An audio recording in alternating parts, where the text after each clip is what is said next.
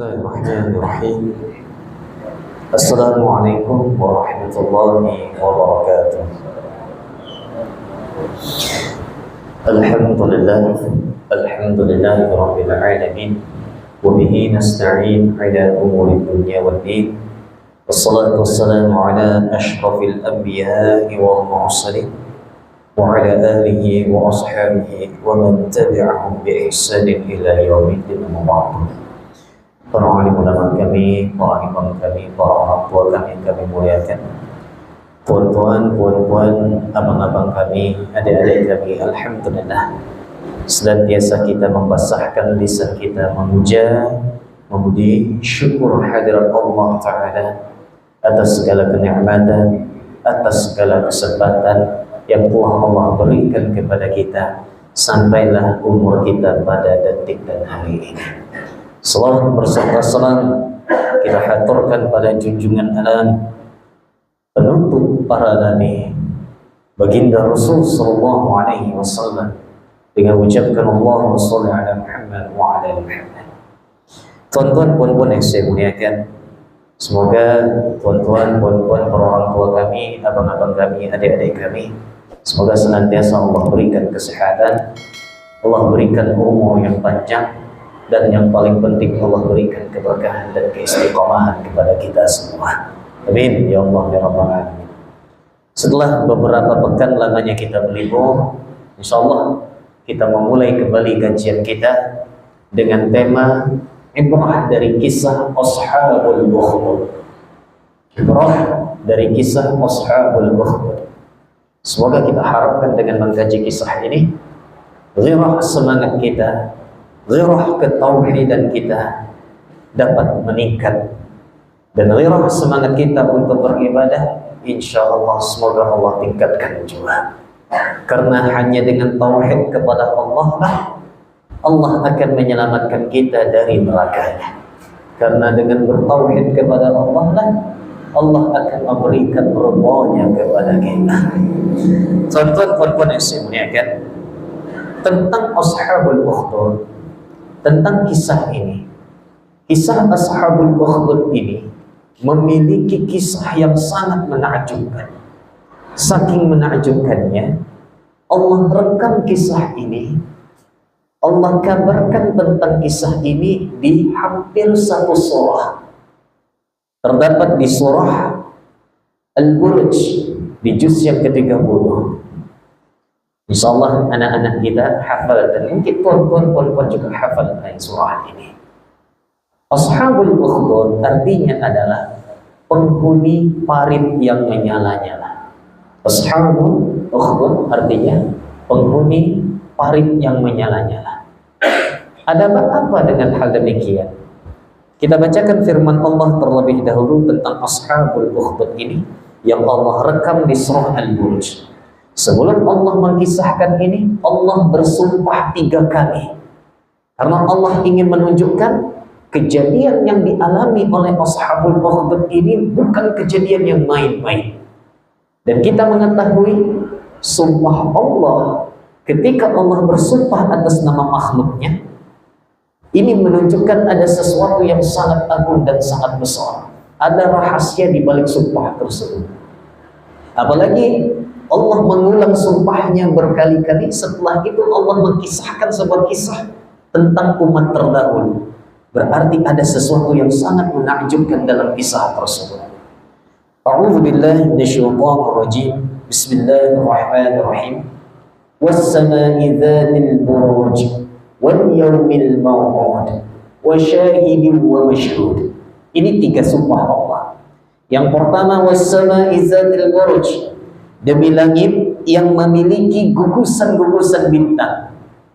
Wal yawmil maw'ud, dan demi hari yang akan dijanjikan. Wa syahidin wa mashhud, dan demi yang menyaksikan dan yang disaksikan. Apa makna sumpah Allah ini? Allah bersumpah 3 kali.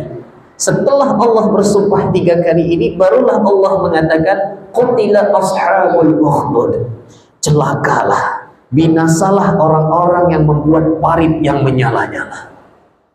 Sebelum Allah menyebutkan kisah ini, Allah bersumpah wa syahidin wa mashhud, demi yang menyaksikan dan yang disaksikan. Seolah Allah ingin menyinggung kepada hambanya bahwa Allah itu maha melihat dengan apa yang diperbuat oleh hambanya. Allahu Akbar. Baik, tuan-tuan, puan-puan yang dimuliakan, kita lanjutkan. Ayat yang keempat, barulah Allah mengisahkan tentang kejadian umat terdahulu, bagaimana mereka berpegang teguh dengan keimanannya, bagaimana mereka berpegang teguh dengan tauhidnya, bahkan walaupun harus mengorbankan nyawanya. Terima kasih. Allahu Akbar.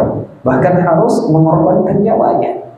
Allah pun berfirman, qutila ashabul ukhdud, binasalah mereka yang telah membuat barit, an-nari zatil waqud, yang dikobarkan api penuh dengan kayu bakar di dalamnya, izhum 'alaiha qu'ud, ketika itu mereka duduk di sekitarnya, wa hum 'ala ma yaf'aluna bil mu'minina syuhud, mereka menyaksikan apa yang telah mereka perbuat kepada orang-orang mukmin.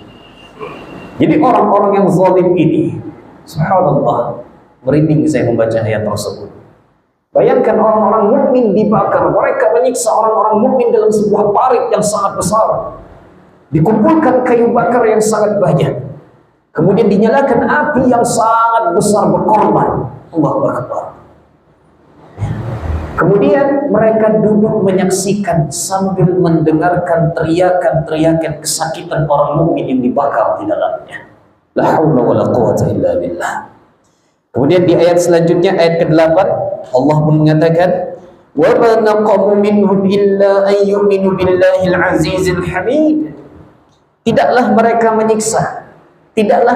menyiksa dan membakar orang-orang mukmin itu kecuali karena mereka beriman kepada Allah yang Maha Perkasa lagi Maha Terpuji. Tidak ada alasan lain kenapa mereka membakar orang mukmin kecuali karena orang mukmin itu beriman kepada Allah Azza wa Jalla. Keimanan mereka sudah meresap betul-betul di dalam hatinya, sehingga walaupun nyawa terkorbankan, yang penting akidah tidak tergadaikan. Inilah kejadian umat-umat terdahulu, bagaimana mereka memegang teguh keimanannya kepada Allah, bagaimana mereka memegang teguh ketauhidannya kepada Allah Azza wa Jalla. Berbeda dengan kita sekarang. Ya ikhwan. Terhadap urusan dunia yang fana, kita sedikit-sedikit mengorbankan, menggadaikan akidah kita.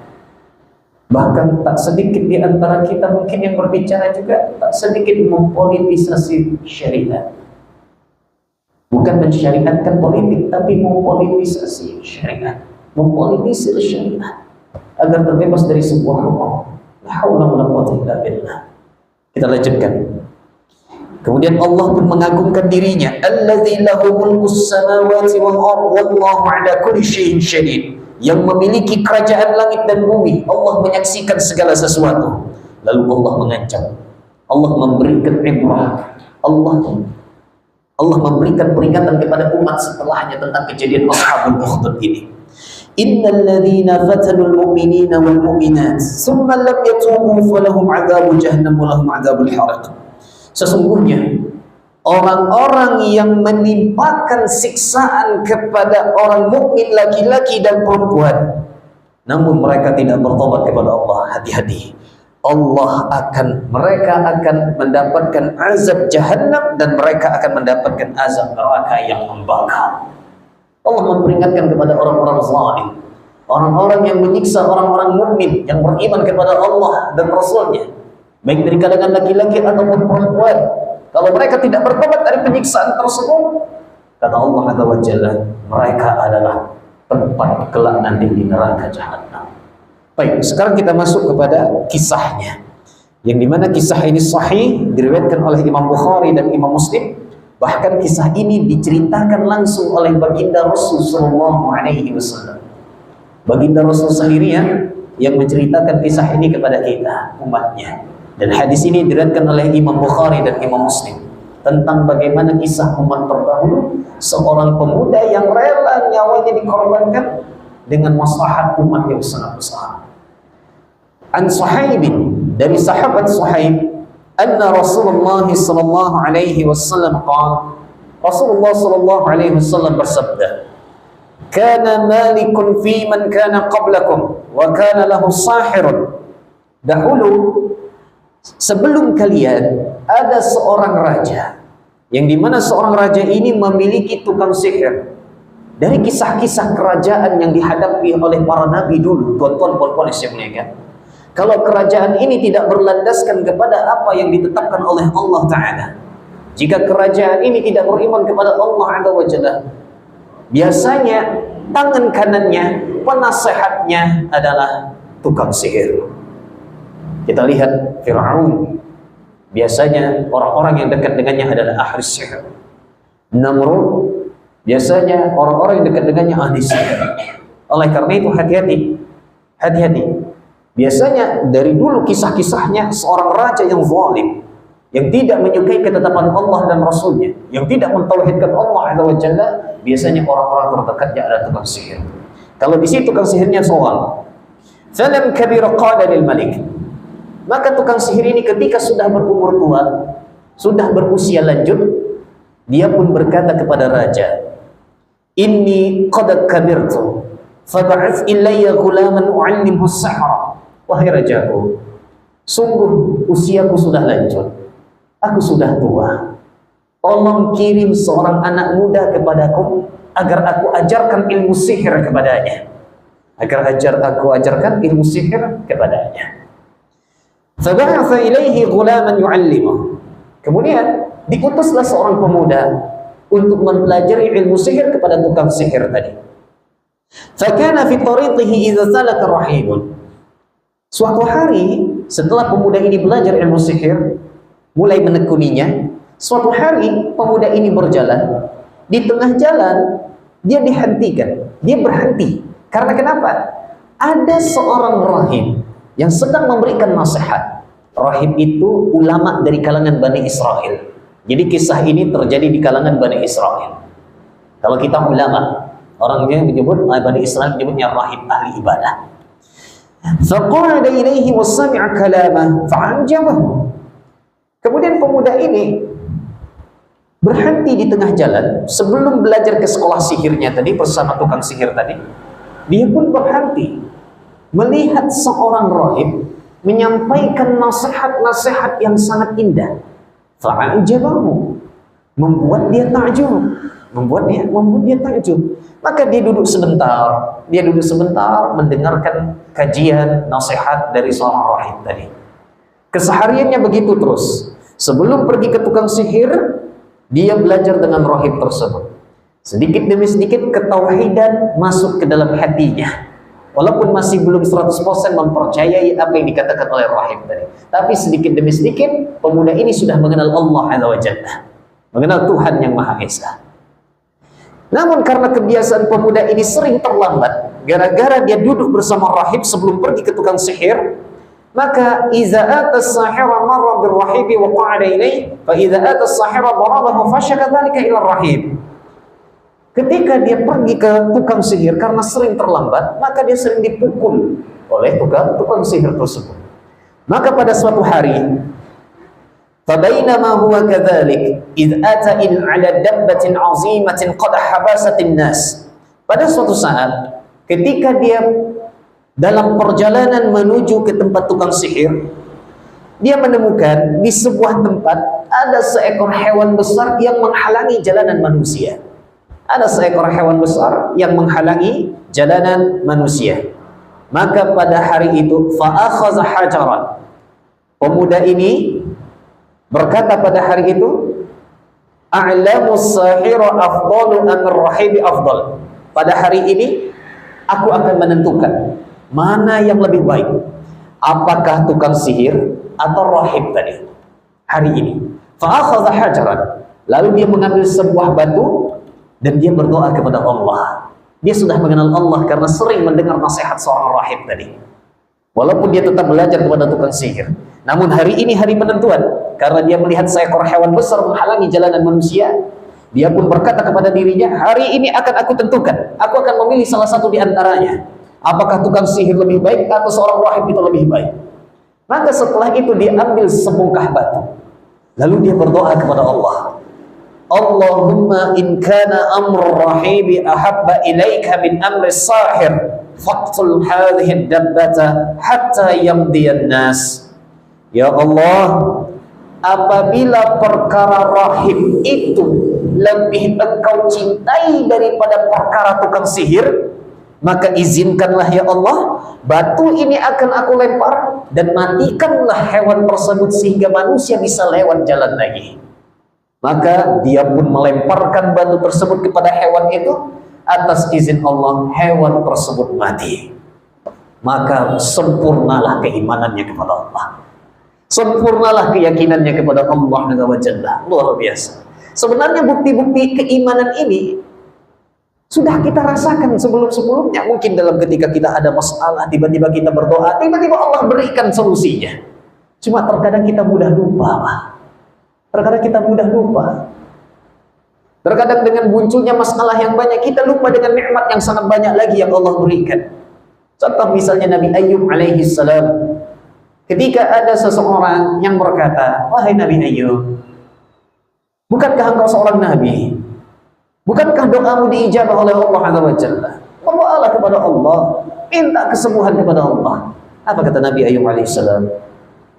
Allah telah memberikanku nikmat sehat selama 28 tahun. Sedangkan sakitku belum sampai di 28 tahun. Aku malu kepada Allah Azza wa Jalla. Beda dengan kita, Pak. Sakit 7 hari aja udah macam nak mati jadi. Macam nikmat sehat itu tak nampak lagi. Mengeluh berkat terusan. Allahu Akbar. Padahal Nabi Ayyub itu tidak ada sakit. Saking ngerinya sakit Nabi Ayyub ini, umat sebelumnya belum pernah merasakan sakit seperti Nabi Ayyub, dan tidak akan dirasakan sakit Nabi Ayyub ini umat setelahnya. Satu-satunya sakit yang paling menyakitkan apa yang dirasakan oleh Nabi Ayyub alaihissalam. Udah sakit, ditinggal bini, ditinggal anak. La ilaha illallah. Luar biasa Nabi Ayyub. Ketika dia ditanya, kenapa nggak minta ke Allah langsung? Kan Allah, engkau seorang nabi. Maka Nabi Ayyub, aku malu. Allah telah memberikan aku kesehatan 28 tahun. Sakitku belum sampai 28 tahun. Allahu Akbar. Terkadang dari segala kehidupan kita, problematik kehidupan kita, ada mukjizat, ada aja keajaiban yang tanpa kita sadari itu sebuah keajaiban. Itu sebuah keajaiban. Allahu Akbar. Oleh karena itu perbanyaklah bersyukur kepada Allah dan perbanyaklah meningkatkan keimanan dengan bukti-bukti keagungan Allah Azza wa Jalla. Dan saat ini kita memang melihat lagi viral di media sosial bagaimana hari sebelumnya ada seorang presiden yang dengan gagah beraninya mengancam Gaza lalu mengatakan kami akan membuatnya seperti lautan api neraka. Dan sekarang Allah bayar kontan langsung. Mereka membuat makar kepada Allah dan Allah sebaik-baiknya membuat makar. Allahu Akbar. Ada saya melihat video-video seru-seru, walaupun tercampur dengan video AI, Pak ya. Jadi ada juga video fake-nya itu, ada video palsunya yang tercampur dengan AI. Tapi video aslinya pun ada dan memang sangat menyeramkan. Tapi percayalah, semenyeramkannya terbakarnya kebakaran hutan di LA itu, belum ada menyeramkan bagaimana membaranya api di Ashabul Ukhdud ini. Saking mengerikannya. Allahu Akbar. Kita lanjutkan. Maka ketika dia lemparkan setelah berdoa kepada Allah, hewan tersebut mati atas izin Allah. Maka langsung dia lari terburu-buru menuju ke rahibnya, gurunya yang kedua tadi. Lalu dia ceritakan semua kejadian ini kepada rahibnya. Dan rahibnya dengan serius mengatakan, "Hai bunayya, wahai anakku, al-yawma anta al-yawma afdal minni." Sekarang hari ini engkau lebih alim, lebih baik daripada aku. Qad balagha min amrika ma ara. Keadaanmu sudah sampai di tingkat yang aku lihat. Wa innaka sadqutana. Nah, ini sudah jadi sunatullah. Kalau keadaanmu seperti ini, keimananmu tinggi kepada Allah, ketakwaanmu tinggi kepada Allah, satu betala engkau pasti akan diuji. Engkau pasti akan diuji.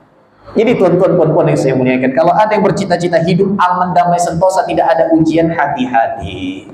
Karena kenapa? Semakin tinggi kadar keimanan seorang hamba, semakin tinggi pula kadar ujiannya. Dan tidak ada ujian yang tidak disanggupi oleh seorang hamba. Semuanya pasti sanggup. Tinggal bagaimana seorang muslim menyikapi tentang ujian yang Allah berikan. Berhasil, naik tingkat keimanannya. Tidak berhasil, bisa turun tingkat keimanannya. La haula wala quwwata illa billah. Dan kita mengetahui tidak ada ujian yang paling berat kecuali ujian para nabi dan rasul. Usah jauh-jauh Nabi Muhammad SAW, bagaimana ujian yang Allah berikan kepada beliau. Beliau adalah orang yang paling dipercaya di kampungnya. Beliau orang yang paling dipercaya, bahkan mendapatkan gelar Al-Amin, yang amanah, yang jujur di kampungnya. Tiba-tiba Allah mengutuskan kerasulan kepada beliau. Lalu Allah pun memerintahkan, kum fa'anzir, bangunlah engkau, berikanlah peringatan. Maka Nabi Muhammad mengumpulkan kaumnya di sebuah bukit.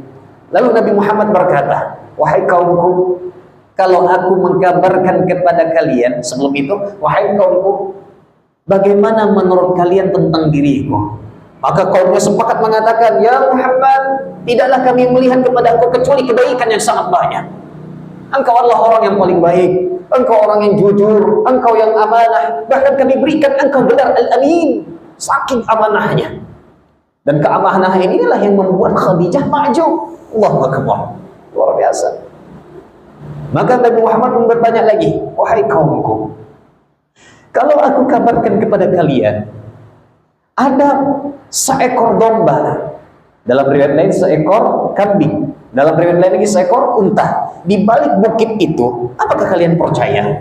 Tentu kami percaya, karena engkau tidak pernah berdusta. Tak pernah sedikit pun kami mendapatkan lisanmu berdusta kepada kami. Saking percayanya dengan Nabi Muhammad. Maka Nabi Muhammad mengatakan, sekarang aku kabarkan kepada kalian bahwa Allah telah mengutusku sebagai Nabi dan Rasul. Langsung berubah 360 derajat. Siapa orang pertama kali yang menentangnya, Pak? Baru Nabi mengkabarkan itu, baru Nabi bertanya dulu. Setelah bertanya, baru Nabi mengkabarkan, langsung ada yang menentang. Siapa, Pak? Abu Jandal? Bukan. Bukan. Abu Lahab. Pamannya. Yang sayang ketika dia lahir. Pamannya. Yang senang dan bahagia ketika Nabi Muhammad lahir. Sekarang nomor 1 menjadi paling benci. Langsung dia angkat suara. Wahai Muhammad, wayhak, celaka engkau. Apakah engkau mengumpulkan kami hanya untuk berita dusta itu? La ilaha illallah. Bayangkanlah keluarga dekat kita. Bayangkan kalau bapak di posisi tersebut, keluarga dekat bapak yang pertama kali menentang di hadapan orang ramai. Setelah Abu Lahab, ada lagi yang menentangnya, yang sampai karena saking mengerikannya penentangannya kepada Nabi Muhammad, namanya pun Allah, apa namanya? Namanya pun Allah rekam dalam beberapa ayat dalam Al-Quran dan dalam hadis Nabi SAW, dan dikenal sampai di akhir zaman. Siapa namanya, Pak? Yang rumahnya menjadi WC sekarang? Abu Jahal. Kalau bapak ibu yang pernah pergi umrah, biasanya akan dibawa rumah Nabi Muhammad itu di atas sedikit. Sekarang jadi perpustakaan, di mana Rasulullah dilahirkan. Jadi di atas sedikit bukit, dia jadi perpustakaan. Turun sedikit bawah bukit, nih Abu Jahal di sini. Dekat, Pak, tetanggaan. Abu Jahal di sini. Sekarang rumahnya jadi WC. Jadi WC. Allahu Akbar. Allah ingin menghinakannya. Dan percaya Bapak Ibu, Abu Jahal ini sebelum namanya digelari Abu Jahal, namanya Abul Hakam.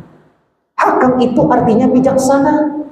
Jadi Abu Jahal ini digelari sebelumnya Abul Hakam, bapaknya kebijaksanaan. Dia orang cerdas. Dia orang pintar. Kenapa berubah langsung menjadi Abu Jahal? Jahal itu artinya bodoh. Bukan IQ-nya di bawah standar, tidak. Dia orang cerdas. Ketika dia mendengar Al-Quran dibacakan oleh Nabi Muhammad SAW, dia tahu ini bukan syair. Karena dia paham bagaimana uslub gaya bahasa syair itu, dia paham. Ketika dia mendengar ayat Al-Quran dibacakan oleh Nabi Muhammad, dia tahu ini dari Tuhan. Ini wahyu. Tapi karena kepentingan, kesombongan, kedengkian, kebenaran tertutup darinya. Jadi hati-hati tuan-tuan yang saya muliakan, ini nasihat untuk diri saya pribadi juga. 3 penyakit hati ini berbahaya. Kepentingan kepada dunia, kedengkian, hasad, kesombongan. Ini adalah cikal bakal tertutupnya hati dari kebenaran. Terbutakannya basirah di dalam hati. Na'udzubillah min zalik. Karena Abul Hakam khawatir kalau ini dibiarkan, Nabi Muhammad akan menjadi pemimpin di Mekah, pemimpin kaum Quraisy, dan dia enggan karena dia termasuk orang petinggi Quraisy.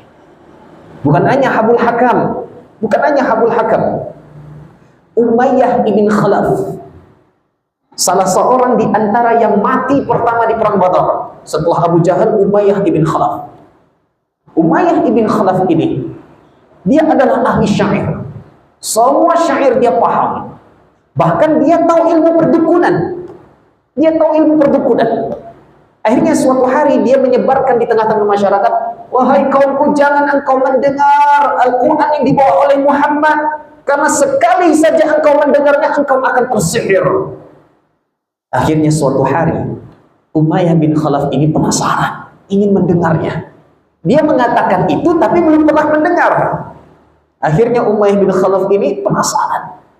Ketika dia mendatangi Muhammad SAW, Nabi Muhammad menyambutnya dengan kelembutan. Kemudian Nabi Muhammad membacakannya beberapa potongan ayat. Dia pun menjadi takjub. Seolah-olah hidayah itu hampir menyapa. Dia tahu sudah berapa banyak ahli syair yang dia datangi dan dia tekuni ilmunya, tak pernah mendengar yang seperti ini. Ini bukan buatan manusia. Dia paham. Dan sudah berapa banyak pengalamannya, dia sudah mengetahui berapa banyak tentang mantra-mantra sihir. Ini bukan sihir. Ketika dia keluar, dia pun terdiam, termenung. Datang Abu Jahal. Ini memang bedengkot betul rupanya. Datang Abu Jahal. Apa kata Abu Jahal? Umayyah, baru keluar dari rumah Muhammad, ada kena sihir dan ada masuk Islam dia lagi. Umayyah bin Khalaf langsung muncul gengsinya yang tinggi dan dia mengatakan, "Tidak, aku tidak terpengaruh dengan sihirnya." Dan dia tetap lanjut dengan kemusyrikannya. La haula wala quwata illa billah. Dan siapa yang membunuh Umayyah bin Khalaf ini? Budaknya sendiri. Siapa budaknya, Pak? Yang dia jemur di tengah matahari, diselamatkan oleh Abu Bakar. Bilal bin Rabah.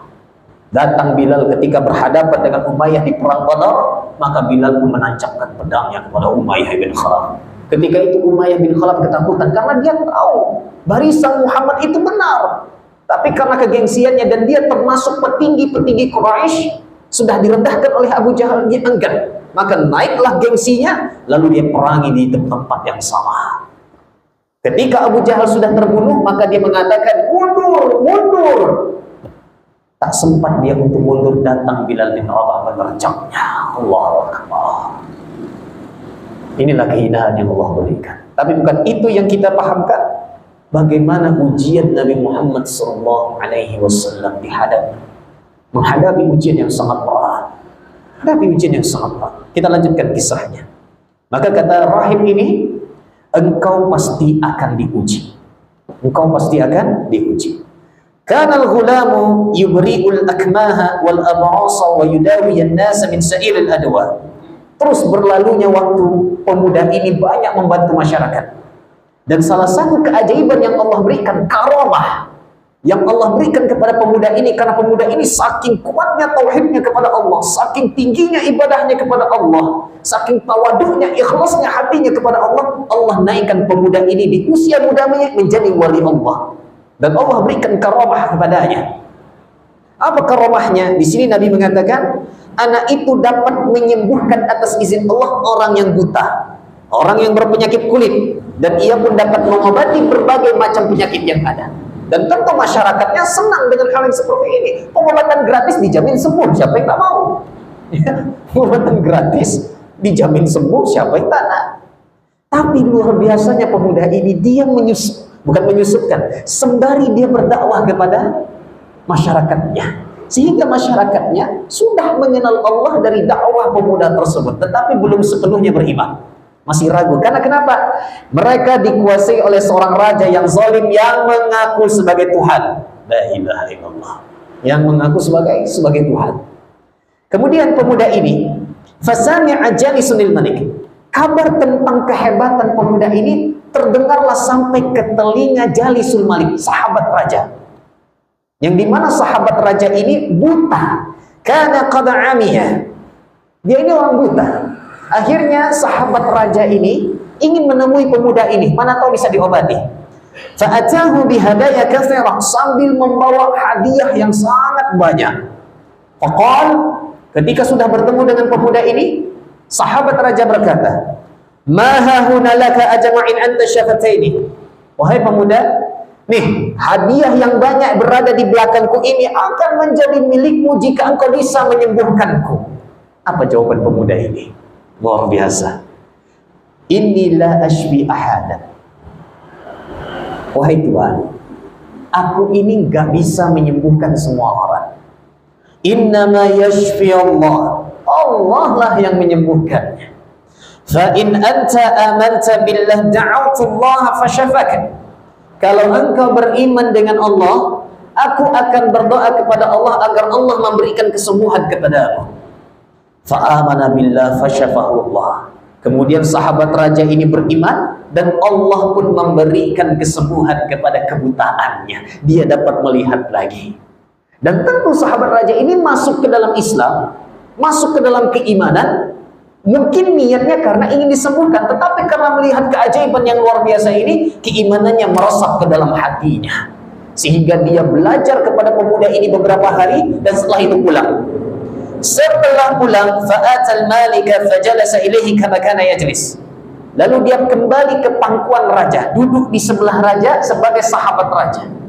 Ketika raja melihat sahabatnya ini sudah bisa melihat pandangannya, faqala lahul malik, berkata raja ini, "Maradda 'alaika basar."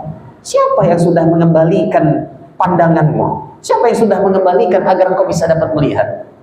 Maka sahabat raja dengan tauhidnya dia berkata, "Rabbi, Tuhanku." Wow, biasa. Bagaimana dalamnya tauhid orang-orang terdahulu. Jadi Bapak Ibu jangan ada berandai-andai, seandainya lah aku hidup di zaman Nabi. Iya, kalau satu barisan dengan Nabi Muhammad.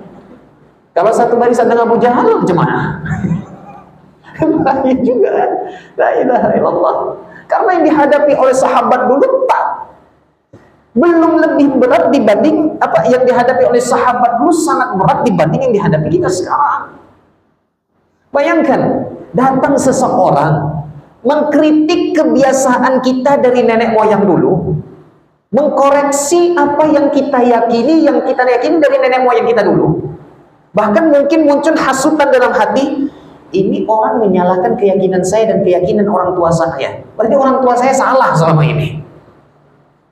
Dan tanpa kita sadari sifat ini muncul juga sekarang.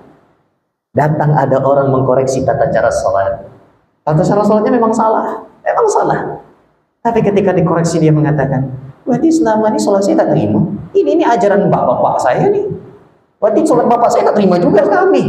Masuk neraka semuanya nih. La ilaha illallah. Enggak itu maksudnya. Enggak seperti itu maksudnya. Nah, seandainya kalau memang hidup di zaman Nabi Muhammad, bisa nggak kita menerima apa yang disampaikan oleh Muhammad Sallallahu Alaihi Wasallam? Jadi bersyukur saja dimanapun kita dilahirkan. Bersyukur saja di zaman apapun kita dilahirkan. Jangan ada harapan-harapan masuk lorong waktu pakai Doraemon, nggak ada. Allahu Akbar. Baik, kita lanjutkan tuan-tuan perempuan yang saya muliakan. Bayangkan, sahabat raja ini berani berkata benar di hadapan raja yang dia ketahui ngaku sebagai Tuhan. Maka sahabatnya mengatakan, yang menyembuhkanku Tuhanku. Rajanya langsung marah, langsung congkak, dan dia mengatakan, wala rabbun ghairi. Oh, ada Tuhan selain aku. Ini jahil betul nih raja ini. Cuma namanya tak tersebut pula apa nama dia. Allahu Akbar. Maka sahabat raja ini, bayangkan Pak, tetap berani mengatakan kebenaran di hadapan orang pemangku kuasa yang bisa melakukan apapun atas perintahnya. Sahabat raja mengatakan, ketika raja ini mengatakan, ada Tuhan selain aku, maka sahabat raja ini mengatakan, Rabbi wa rabbukallah. Tuhanku, Tuhanmu Allah. Engkau bukan Tuhan. Engkau bukan Tuhan. Pak, kalau posisi ini macam mana, Pak? Allahu Akbar. Tuhanku, Tuhanmu adalah Allah. Apa yang dilakukan oleh raja? Fa akhazahu falam yazal yu'adzibu hatta dala 'ala al-ghulam. Ditangkap sahabatnya ini, disiksa habis-habisan sampai dia dipaksa untuk menunjukkan mana pemuda yang telah mencuci otakmu itu. Dipanggil pemuda tadi, pemuda yang telah beriman kepada Allah tadi. Faqala lahul Malik, raja berkata kepada pemuda ini, "Hai bunaya, wahai anakku, ini bukannya anak yang kemarin aku utus untuk belajar sihir. Sekarang muncul seperti ini." Maka dia berkata, "Qad balagha min sihrika ma tubri'ul akmah wal abras wa taf'al wa taf'al." Tuduhan raja. Apa kata raja? "Wahai anakku, telah sampai berita kepadaku bahwa sihirmu bisa mengobati penyakit buta, penyakit kuli, engkau melakukan ini dan itu." Tuduhan sihir, la ilaha illallah. Dan tuduhan ini senantiasa terus ada di generasi selanjutnya, bahkan di generasi Nabi Muhammad pun dituduh tukang sihir juga. La ilaha illallah. Ini beratnya ujian para nabi dan rasul. Bayangkan juga apa yang dialami oleh Nabi Zakaria dan Nabi Yahya. Di mana Nabi Zakaria dan Nabi Yahya? Zakaria dulu atau Yahya dulu, Pak? Zakaria dulu ya. Nabi Zakaria punya anak namanya Nabi Yahya. Ketika dihadapkan kepada raja, apa yang dilakukan oleh raja tersebut? Nabi Yahya langsung dipenggal kepalanya dan wafat di hadapan ayahnya Nabi Zakaria. Nabi Zakaria tentu pergi. Apakah salah dia pergi? Tidak, wajar. Secara kemanusiaan wajar. Dia pun pergi dan bersembunyi. Allah bukakan atas izin Allah sebuah pohon. Dia pun masuk ke dalamnya, bersembunyi, pohon itu kembali tertutup. Tetapi tetap wafat. Karena apa? Datang iblis. Betul-betul iblis. Datang iblis membisikkan ke telinga tentara yang mengejarnya, "Coba kalian tebang pohon-pohon itu. Mana tahu dia bersembunyi di dalam pohon." Maka ditebanglah semua pohon sehingga kenalah ditebang pohon di mana Nabi Zakaria bersembunyi. Maka terbelahlah tubuh Nabi Zakaria. Berat. Dan ini juga dialami oleh sahabat raja dan rahib tadi. Ketika pemuda ini dikatakan bahwa, "Wahai pemuda, telah sampai kabar kepadaku engkau bisa menyembuhkan ini dengan sihirmu." Apa jawaban pemuda ini? "Inni la ashfi ahadan innama yashfi Allah." Aku tidak menyembuhkan siapapun, yang menyembuhkan Allah. Berani berkata hak di hadapan orang yang sudah dia takuti. Fa'akhadahu, kemudian pemuda ini ditangkap dan minta ditunjukkan siapa yang mengajarkan engkau tentang agama ini. Maka dipanggil rahib tadi. Rahibnya pun diminta untuk keluar dari agamanya, masuk kepada agama rajanya. Maka fa'abah, rahib ini nggak mau. Apa yang dilakukan oleh raja ini? Fada'a bil mi'syar. Mi'syar gergaji, Pak. Tapi gergajinya bukan gergaji satu arah. Gergaji kita, enggak. Itu gergaji tukang itu. Ya, gergajinya ini gergaji dua arah. Bapak Ibu pernah lihat film gergaji dua arah? Panjang. Lalu digesek-gesekkan dua arah. Diambil mi'syar gaji dua arah. Fawada'al mi'syara fil maqri raqsi. Dipanggil rahib, dipanggil sahabat raja tadi. Lalu sahabat raja tadi diikat. Dalam riwayat lain, cara mengikatnya luar biasa ekstrim, mengerikan. Diikat secara terbalik, kepalanya di bawah, kakinya di atas. Lalu kakinya ini dikangkangkan. Barulah digergaji dari situ, sampailah ke bawah kepalanya. Udah nyilu, Pak? Nyilu ya? Oh, biasa, la ilaha illallah. Kejadian ini dilihat oleh rahib tersebut. Rahib tersebut tetap tidak takut, giliran dia digergaji. Dua kejadian yang mengenaskan ini dilihat oleh pemuda ini. Apakah pemuda ini kabur, ketakutan, lalu merengek, minta ampun? Tidak. Justru dia tetap kokoh dengan ketauhidannya. Sampai-sampai pemuda ini, khusus pemuda ini, karena raja ini melihat bakat terpendam di dalam diri pemuda ini, dia memberikan siksaan yang berbeda. Maka dipanggillah seluruh bala tentaranya, dan raja ini berkata, "Izhabu bihi ila jabali kaza wa kaza fas'adu bihi al-jabal fa idza balagtum fur'atahu fa in raja'a dinihi wa illa fa'frahu." Wahai bala tentaraku, bawa pemuda ini ke tempat gunung yang tinggi. Jika dalam perjalanan dia berubah pikiran dan dia mau kembali kepada agamaku dan menuhankan aku, bawa dia pulang lagi, akan aku sambut.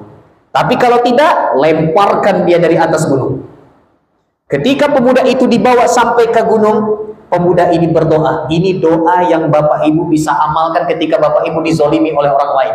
Apa doanya? Pemuda ini berdoa, Allahumma kfinihim bima syi'ta.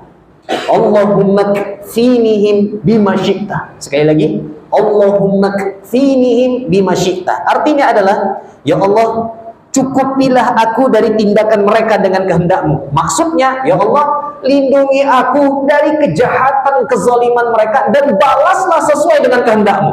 Kemarin pernah kita bahas, satu-satunya doa keburukan untuk orang lain yang diperbolehkan adalah doa orang yang menzalimi kita. Kita doakan keburukan untuk dia, boleh. Sebagaimana kata Imam An-Nawawi, dan ini kesepakatan para ulama. Boleh. Satu-satunya doa keburukan untuk mendoakan keburukan pada orang lain. Boleh. Maka pemuda ini mengatakan, Allah makfinihim bima syi'ta. Ya Allah, lindungi aku dari kezaliman mereka dan balaslah sesuai kehendak-Mu. Apa yang terjadi? Farajafa bihimul jabal fasaqat. Gunung tadi berguncang, jatuhlah seluruh bala tentaranya. Pemuda ini selamat.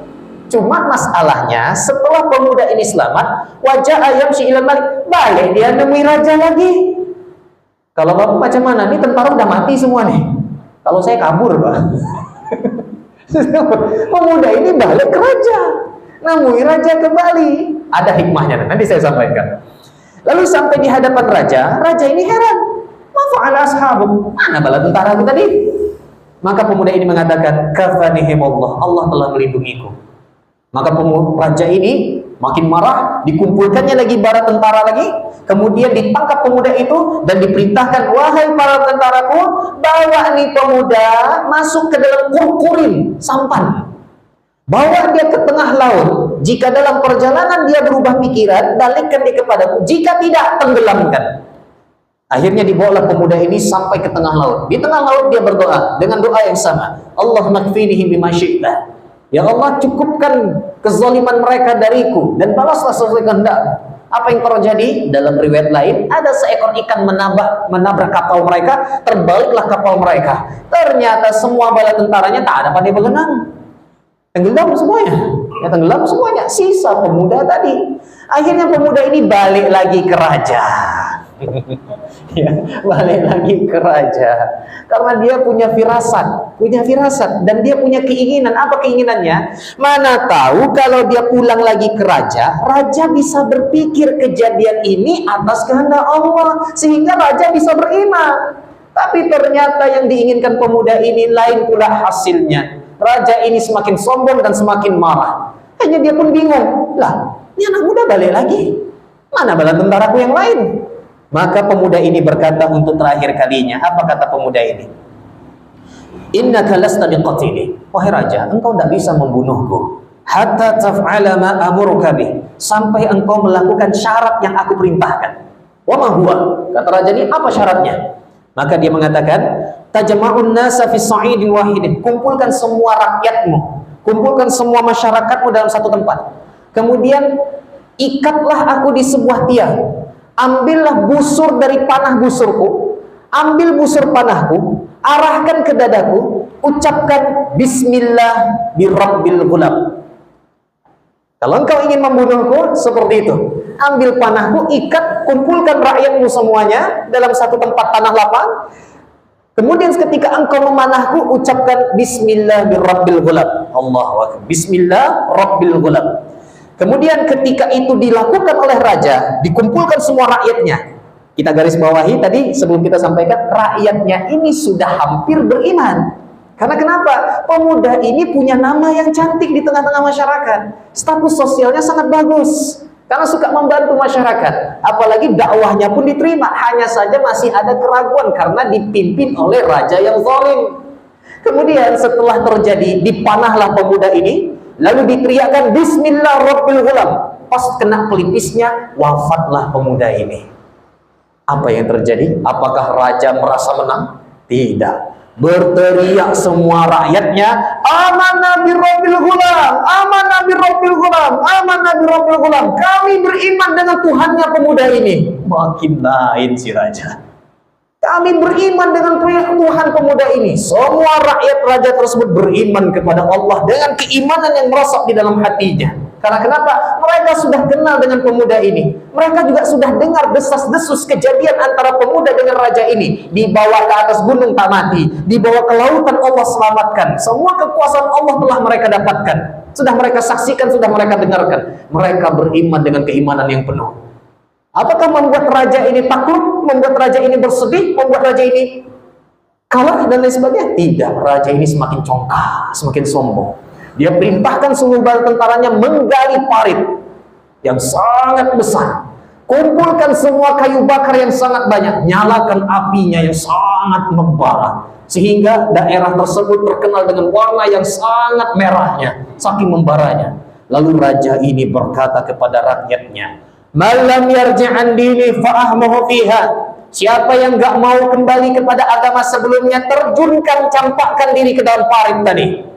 Allahu Akbar. Maka semuanya menjatuhkan dirinya ke dalam parit yang menyala tadi, karena memegang teguh keimanan yang sangat besar. Sampai di satu orang, waja'at imra'atun wa ma'aha sabiyyun laha. Datanglah seorang ibu-ibu, giliran dia ingin diterjunkan, sambil membawa anak bayi yang belum genap 1 tahun, masih kecil, masih sangat kecil. Kemudian muncullah perasaan seorang ibu yang berat hati untuk mencampakkan dirinya dan bayinya ke dalam api yang menyala tadi. Apa yang terjadi? Atas mukjizat keajaiban dari Allah, faqala laha, bayi tadi berbicara dan mengatakan, "Ya ummah isbir fa innaki 'alal haqqi." Wahai ibuku, bersabarlah, engkau berada di jalan yang benar. Bayinya bicara, akhirnya ibu ini kokoh dan dia pun melompat ke dalam api tadi dan wafat bersama orang-orang beriman yang wafat. Karena kejadian yang takjub ini, yang sangat luar biasa ini, dimulai dari seorang rahib yang paling puncaknya adalah pemuda tadi, ya, yang tak mati-mati, nggak mati-mati, Allah selamatkan. Dan kejadian ini sampai sekarang kita saksikan. Contoh pesawat Azerbaijan kemarin, buat video, berzikir terus, ternyata dia pula yang selamat. Ya, dia pula yang selamat.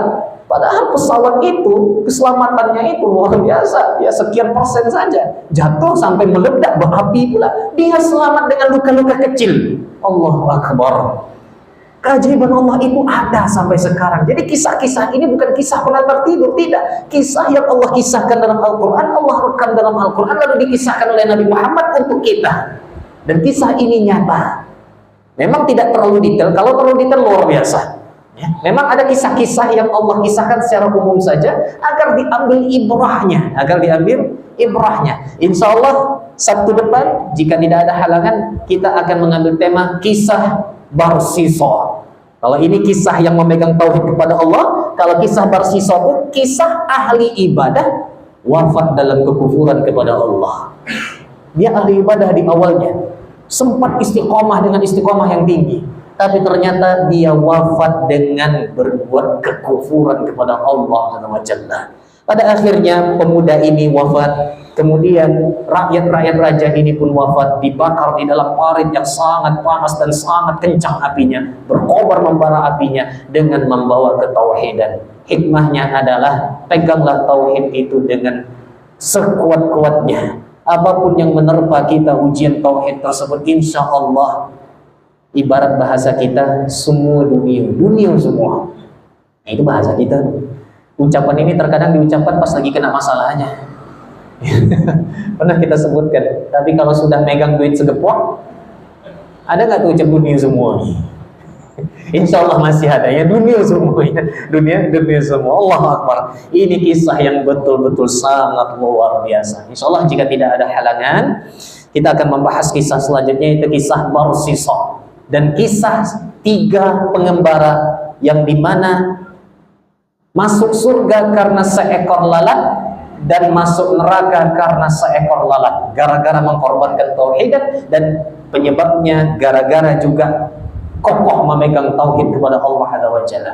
Bapak Ibu yang saya muliakan, ingat, syaitan tetap memandangkan permusuhan kepada kita sampai detik ini, bahkan sampai hari akhirat. Dan syaitan tidak akan pernah diam dan sebisa mungkin membuat banyaknya orang yang membuat kesyirikan kepada Allah Azza wa Jalla. Syaitan pasti akan membuat hal itu semua dan akan memperbanyak teman yang akan menemaninya di neraka. Dia tidak akan pernah rela manusia mentauhidkan Allah Azza wa Jalla. Dia akan melakukan beragam cara, dan metodenya ini akan kita bahas nanti di hikmah kisah bersisa nanti. Karena di situ kita akan membahas juga tentang bagaimana metode syaitan dalam menjerumuskan manusia ke dalam kesyirikan. Mungkin hanya itu yang dapat saya sampaikan, lebih dan kurang saya mohon maaf. Subhanakallah bihamdik, asyhadu an la ilaha illa anta, astaghfiruka wa atubu ilaik. Assalamualaikum warahmatullahi wabarakatuh.